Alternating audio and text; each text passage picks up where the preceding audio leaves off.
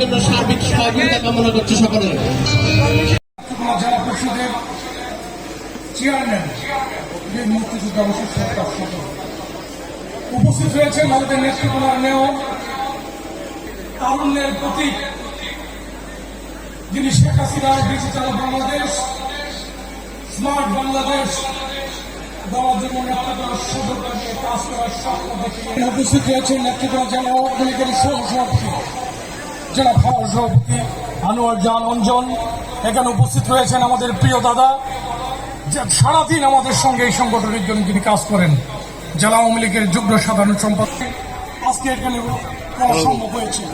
উপস্থিত রয়েছেন আমার আওয়ামী লীগের নেতৃবৃন্দ। আজকে আমরা যে লাভ সবুজের পতাকাকে এনজয় করি, আজকে সারা বিশ্বে আমরা যেরকম মাথা উঁচু করে দাঁড়িয়ে বলতে পারি আমি একজন বাংলাদেশি, সেটার জন্য আওয়ামী লীগের ভূমিকা থাকলেও আপনারা নাও করতে পারেন, কিন্তু বঙ্গবন্ধু বলতে আমাদের জাতীয় স্লোগান দিতে কেউ দ্বিধা করবে না। এটি আপনাদের কাছে আমার অনুরোধ থাকবে এবং আমাদের মুক্তিযুদ্ধ, আমাদের আদর্শ যুগ থেকে যুগান্তরে পরবর্তী প্রজন্মে আপনারা ছড়িয়ে দেবেন, এই প্রত্যাশা থাকবে। আমাদের এই এলাকার সাথে একটা নারী সম্পর্ক আছে, কারণ আমাদের হুমায়ুন স্যারের এলাকা। হুমায়ুন স্যারের সাথে আমার পিতা পুত্রের বন্ধুর ভ্রাতৃত্বের সম্পর্ক ছিল।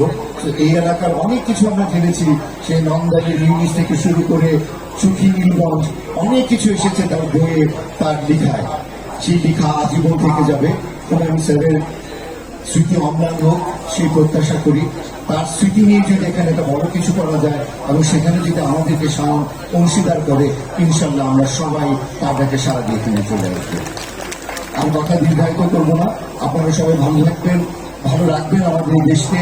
দূর থেকে দোয়া করবেন মাননীয় প্রধানমন্ত্রীর জন্য, মাননীয় প্রধানমন্ত্রী যেন দীর্ঘায়ু হন, কারণ তার হাতেই বাংলাদেশ সবচেয়ে নিরাপদ।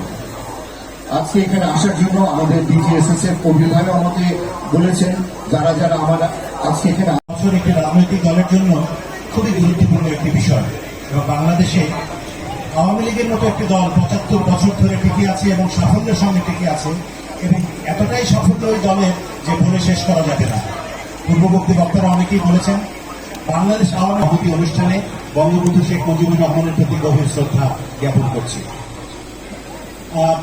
নেত্রকোনায় এসে দু তিনটি কথা আমার বলতে ইচ্ছা করে। নেত্রকোনা এলেই আমার প্রত্যেকবার মনে হয় যে আমি একটা পূর্ণভূমিতে এসেছি।